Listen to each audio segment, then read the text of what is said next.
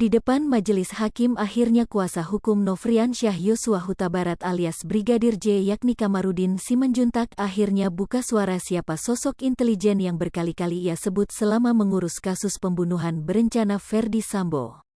Pada persidangan Selasa, tanggal 1 November tahun 2022, Kamarudin menyebut siapa saja intelijen yang ia maksud hingga caranya memperoleh informasi dari para intelijen itu.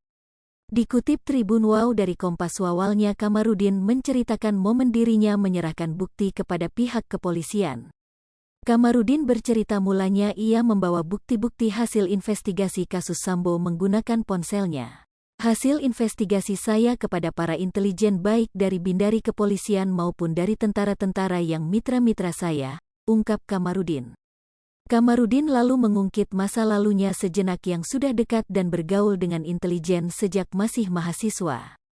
Kamarudin bahkan mengaku sempat membela 10 orang intelijen yang desersi dan PHK sehingga bisa aktif kembali menjadi intelijen. Kemudian Kamarudin kembali menceritakan saat ia menyerahkan bukti kepada pihak kepolisian tidak ada penyidik yang berani menerima bukti dari ponsel Kamarudin.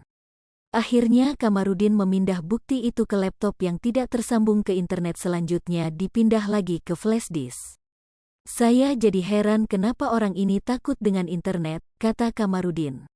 Saya dapat informasi bahwa ada alat-alat dari kepolisian yang diduga sangat canggih yang memantau pergerakan ini semua termasuk pergerakan saya, ujar Kamarudin.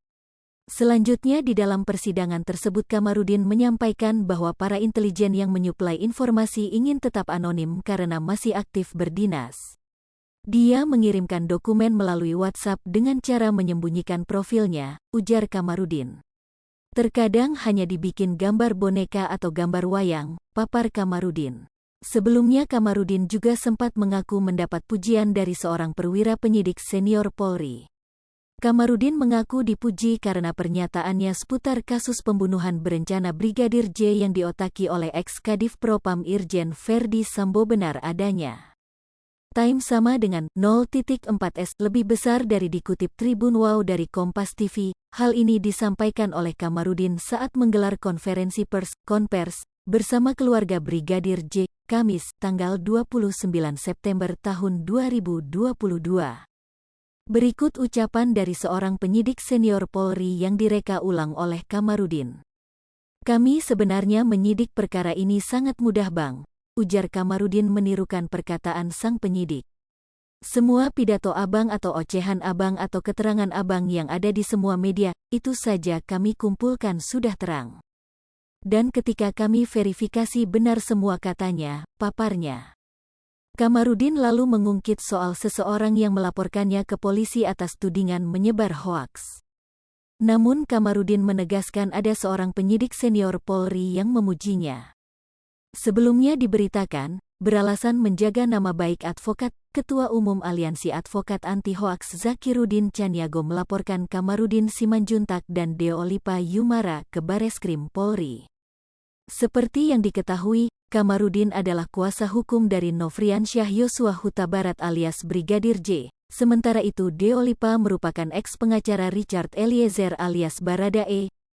Dikutip Tribun Wow dari Kompas.com, keduanya dilaporkan oleh Zakirudin atas tuduhan telah membuat onar di tengah kasus yang kini menjerat ex-Kadif Propam Polri Irjen Ferdi Sambo.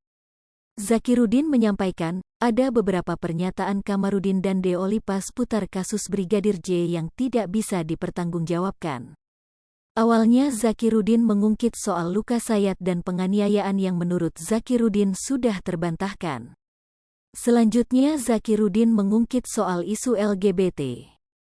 Isu LGBT ini sebelumnya pernah disuarakan oleh Deolipa, namun Deolipa tidak menjelaskan secara gamblang dan menyebut nama. Deolipa hanya memberikan selentingan-selentingan bahwa diduga ada isu LGBT di dalam kasus Ferdi Sambo. Selanjutnya Zakirudin mengungkit soal isu hubungan asmara antara Putri Chandrawati alias PC dengan Kuat Maruf alias KM. Zakirudin lalu menegaskan bahwa advokat tidak boleh sembarangan berbicara. Zakirudin menyatakan advokat adalah profesi yang mulia. Hai pemirsa Sri Popo TV, jangan lupa komen, like, dan subscribe, serta tonton terus berita-berita terupdate lainnya